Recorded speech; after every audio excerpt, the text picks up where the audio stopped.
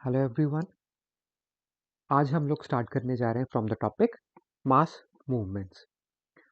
हमने वेदरिंग पढ़ लिया था, इरोजन पढ़ लिया था, and the third one is now mass movements.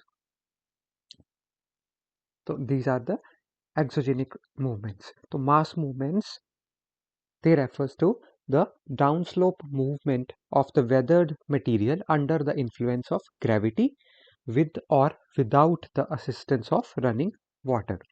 तो मास मूवमेंट क्या है? डाउन स्लोप मूवमेंट है, मतलब पहाड़ के स्लोप से नीचे की मूवमेंट है। मूवमेंट होती किसकी है? वेदर्ड मटेरियल की। जो मटेरियल वेदरिंग के थ्रू अनकंसोलिडेटेड मटेरियल वहां पे इकट्ठा हुआ है स्लोप पे, वो स्लोप से नीचे की तरफ उसकी मूवमेंट होती है। कैसे होती है? Under the influence of gravity, जिसमें रनिंग वाटर का रोल हो भी सकता है और नहीं भी हो सकता है। So mass movement refers to the downslope movement of the weathered material under the influence of gravity with or without the assistance of running water. Now mass movement is also called as mass wasting due to the large scale movement. So mass scale एक बड़े scale पे इसकी movement होती है, large scale movement है, इसीलिए इसको mass movement बोलते हैं। और मास वेस्टिंग बोलते हैं since it leads to destruction. Now the types of mass movements. Mass movements हमारे पास दो तरह की है, slow and rapid mass movements. Slow mass movements में हमारे पास है creep and solifluction, and rapid mass movements में हमारे पास है landslide, avalanche, earth flow, mud flow, rock fall और rock slide. So these are the types of mass movements. Now coming on to the first one, that is soil creep. Soil creep क्या है? The slow downhill movement of the soil and the weathered material along the mountain slopes. तो it is a slow movement. हमने अभी classification में देखा है कि creep is a slow movement.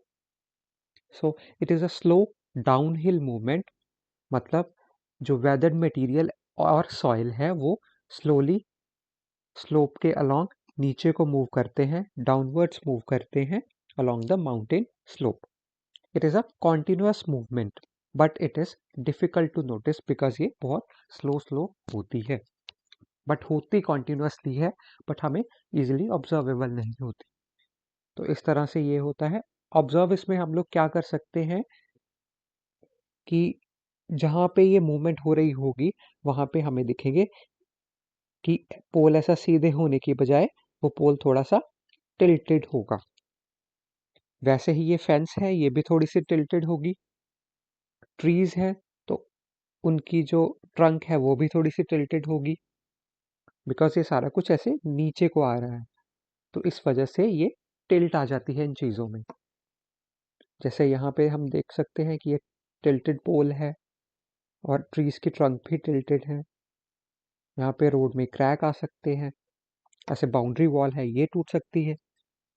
सो ऐसे हमें कुछ इसके फीचर्स देखने को मिलेंगे। एग्जैक्टली ये मूवमेंट नहीं देखने को मिलेगी, बट इसके ये जो साइंस दिखेंगे हमें, उससे हम लोग उनको देख के बोल सकते हैं कि यहाँ पे सॉइल क्रीप हो रहा है। जैसे कि यहाँ पे ये पोल है, ये थोड़ा सा टिल्टेड है, वैसे ही ये फेंस भी टिल्टेड है, बिकॉज इस तरफ नीचे को मूवमेंट हो रही है सॉइल की, तो वैसे ही सारा कुछ उस तरफ टिल्ट हो रहा है नीचे को।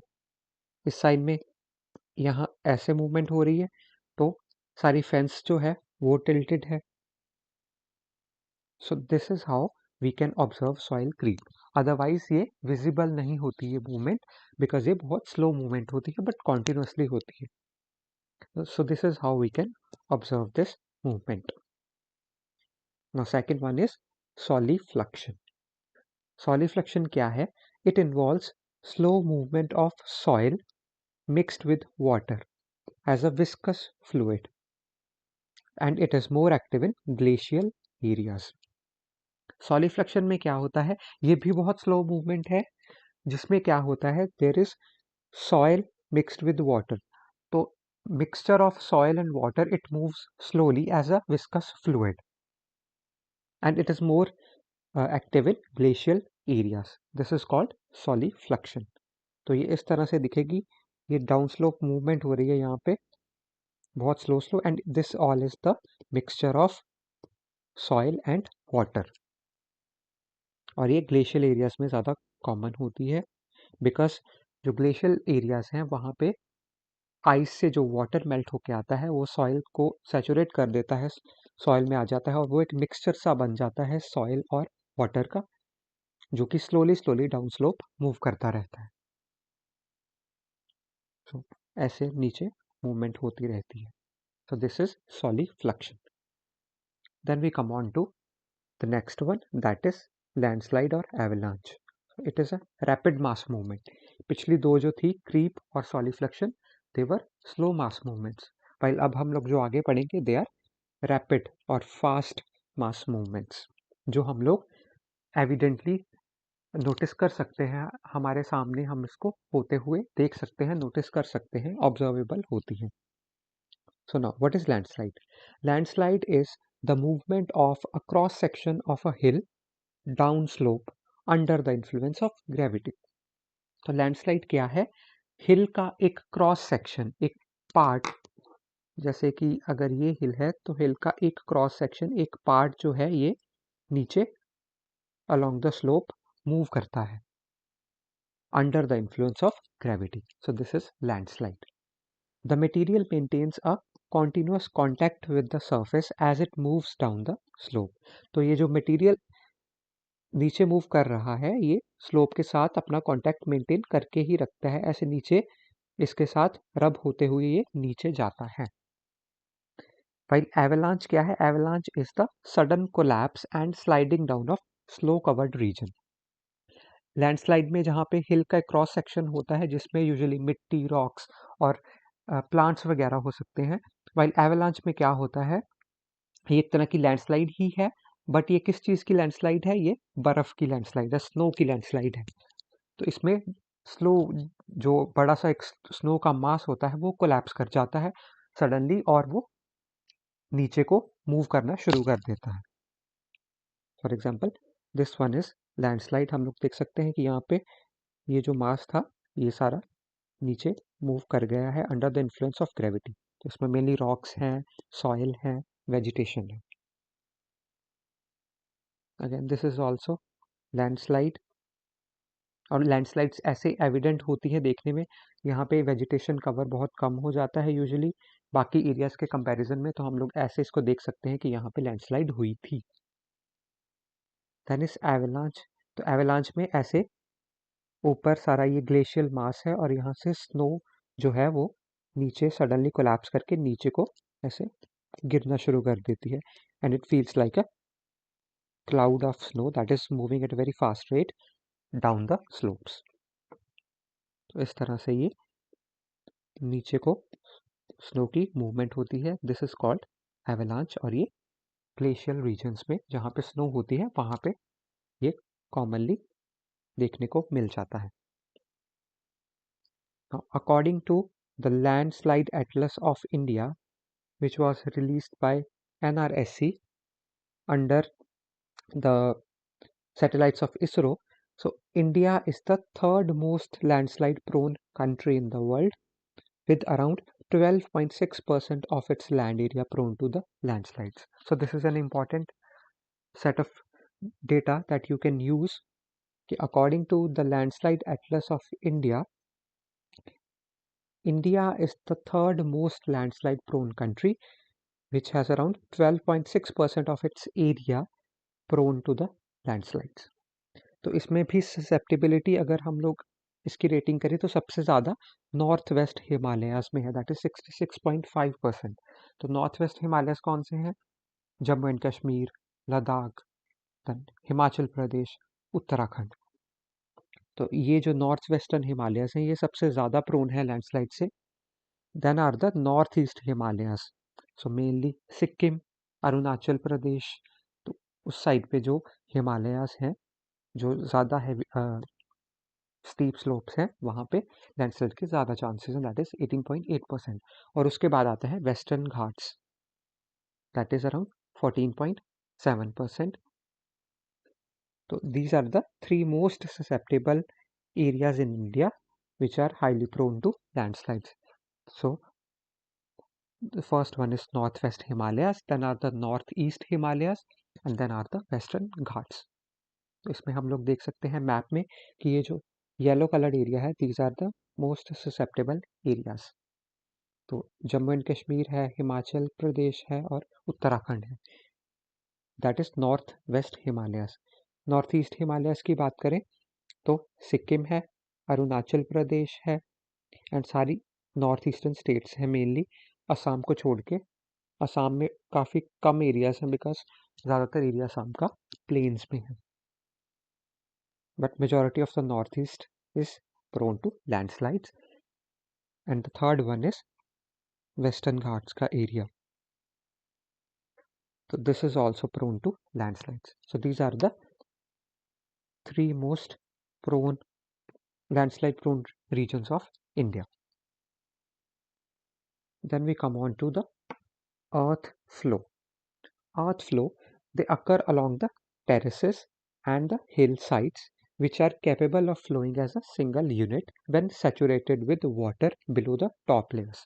तो इसमें क्या होता है कि जो सॉइल, ये जो टॉप लेयर है इसके नीचे जो है सारा पानी आ जाता है और because of that the soil gets saturated with water.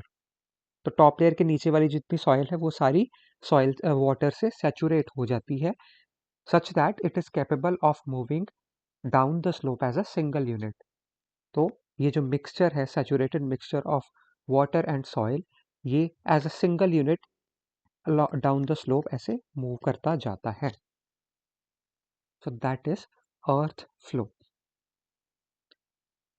तो ये ऐसे मिक्स होके जाता है नीचे डाउन स्लोप की तरफ। Then is the mud flow. It involves rapid movement of masses of uncompacted soil which is suddenly saturated with water. इसमें भी वाटर सैचुरेशन थी बट इसमें ज़्यादा रैपिड वाटर से सैचुरेशन हो जाती है अनकम्पैक्टेड सॉइल की।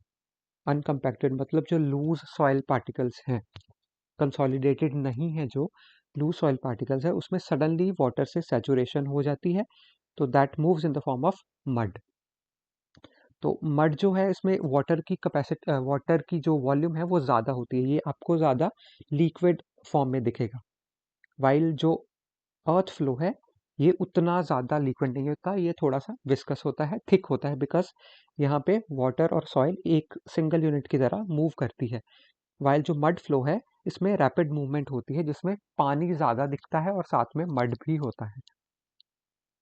तो इस तरह से मड की तरह ये इसकी मूवमेंट, मड और वाटर के सैचुरेटेड सोल्यूशन की मूवमेंट होती है down the slope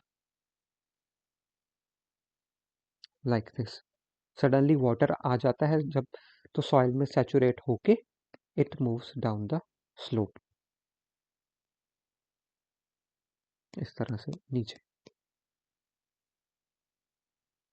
and the last rapid movement is rock slide or rock fall.